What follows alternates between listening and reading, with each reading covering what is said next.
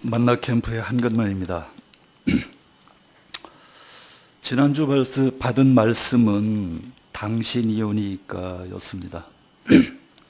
당신이오니까. 세례 요한이 기다리고 시대가 바라던 메시아 하나님 나라가 이르도록 하실 분이 예수님 당신이냐라는 것이었습니다.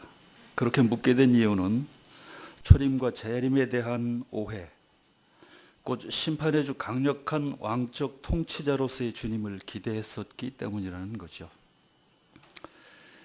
말씀을 듣는 가운데 저는 스스로에게 이렇게 물었습니다. 제 삶의 마지막이며 제 모든 일의 처음이고 끝이신 분이 바로 당신이십니까? 그 뜻과 계획하심 안에 항상 머물기를 원하는 제 인생의 화사한 장미가 당신입니까? 2000년 전 세례 요한은 당신이오니까 하고 물을 수밖에 없었겠지만 지금의 우리는 그렇게 묻지 않을 것입니다. 이미 답을 알고 있기 때문입니다. 오래전 저의 모친이 소천하시기 전 모습이 떠올랐습니다.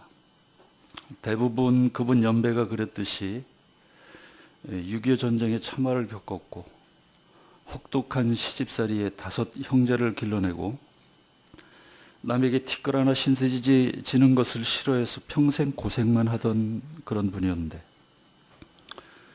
어느 순간 가랑잎 같던 몸에 구멍을 뚫고 왼쪽 폐에서 물을 빼내던 모습, 또 온몸에 암이 퍼져서 밤잠을 설치는 고통 가운데 신음하시던 모습, 결국은 물 한 모금 넘기지 못하다가 임종하시던, 늘 성경을 읽으며 찬양하던 분이 암초에 부딪힌 배처럼 명줄을 놓고 가라앉아가는 곁을 지키면서 주님 당신이십니까? 걷지 못하는 이가 걷고 듣지 못하는 이가 들으며 보지 못하는 이가 볼 수 있게 하시는 당신이십니까? 차라리 더 이상 아프지 않게 데려가시라고 간구하던 때가 있었습니다. 젊은 시절 한때는 그림에 심취한 적도 있습니다. 그런데 바로크이든 르네상스 시대이든 화가들이 그린 예수 그리스도의 모습은 모두가 다릅니다. 예수 순환이나 최후에 많지 않은 병자를 고침 같은 상황에 표현하는 공감이 가지만 예수님의 얼굴 소위 초상화는 없더라는 거죠. 내가 기대하던 예수님, 그러니까 정말 예수님 당신이십니까? 하고 묻고 싶은 한동안 저만이 그리는 주님의 초상화가 있었습니다.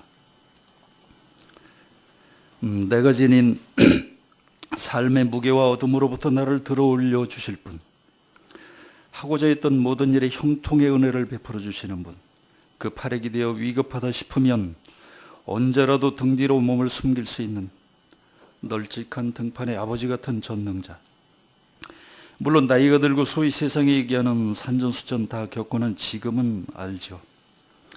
주님을 따라 걷는 일이 꼭 그런 일만은 아니라는 것. 그럼에도 아직 풀지 못한 의문들은 있습니다. 이 마더 테레사 수녀가 남긴 일기의 일부를 인용합니다. 아무 죄도 없이 태어나자마자 가난과 질병에 시달리는 아기들, 지금도 도처에서 일어나는 전쟁들, 탐욕스러운 인간들이 만든 재앙 등등에 왜 하나님은 침묵하신단 말인가? 덧붙입니다. 직접 겪거나 보지 못해 알 수는 없지만 북녘에서 들려오는 처절한 고통의 신음소리 같은 일에 어째서 가만 보고만 계신단 말인가?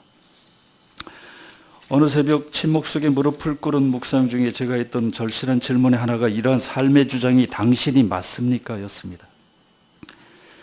그런가 하면 주님이 이렇게 전하라신 말씀에 빗대어 저를 볼 때에 늘 주님과 동행하노라 말은 그렇게 하는데 지금도 어떤 때 보면 터벅터벅 혼자 그냥 걷고 있기도 합니다. 어떤 경우에는 보고 싶지 않다는 선입견에 눈이 멀고, 더러는 옳은 소리인 줄 알아도 귀를 막고, 뻔한 거짓을 진실이라 우기는 잘못을 범하면서 세상의 한켠을 저도 그렇게 절름거리며 살아갑니다. 그리고 가끔씩 가슴을 쓸어내리며 안도합니다. 텔레비 속의 어떤 화면처럼 저와 주변 사람들의 속이 훤히 들여다보이지 않는다는 것이 정말 얼마나 큰 다행인가 하고, 2006년도에 나온 영화인데 최근에 제가 본 영화로서 신과 나는 대화라는 영화가 있었습니다. 그 가운데 이런 대사가 나오더군요. 내용의 사실 여부를 떠나서 공감이 가는 부분이라 옮겨봅니다. 대체 어떻게 해야 인생이 제대로 돌아갈 수 있는지 답이 필요하다고 읊조리는 그에게 목소리가 들려옵니다. 나는 너희 자신의 목소리로 누구에게 말하고 언제나 말한다. 문제는 내가 누구에게 말하는가가 아니라 누가 내 말을 귀담아 듣는가이다. 지금 사랑은 무엇을 하려 하는가? 그곳에 내가 있을 것이다. 언제나 모든 방법으로. 버림받은 것 같이 느끼지 마라. 나는 항상 너와 함께 있다. 나는 언제나 네 곁을 떠나지 않을 것이다. 나는 너희를 떠날 수도 없다. 너희는 바로 나의 창조의 소산물이며 내 딸이고 아들이고 나의 목적이자 바로 나 자신이다. 너희가 언제 어디에 있든지 내 본질인 평화로움에서 분리됨을 느낄 때마다 나는 그곳에 있으리라. 한때의 쓰나미 같은 세상을 이렇게 휩쓸려서 그냥 삽니다. 살면서 전도자의 심장이 되어야 한다면 지난 주일 본문의 말씀 마태복음 11장 4절에 주님이 하신 말씀을 이렇게 말해보려고 합니다. 너희는 가서 너의 속사람이 듣고 본 것을 믿지 않는 이들에게 전해라.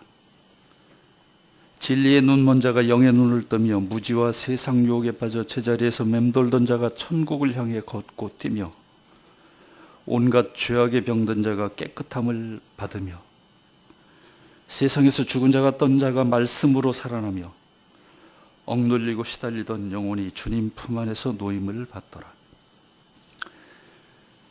아직도 저희는 또 그리고 늘 이렇게 묻습니다. 지금 저와 우리들의 손을 잡고 걸으시는 분이 주님, 진정 당신이오니까 하고요. 감사합니다.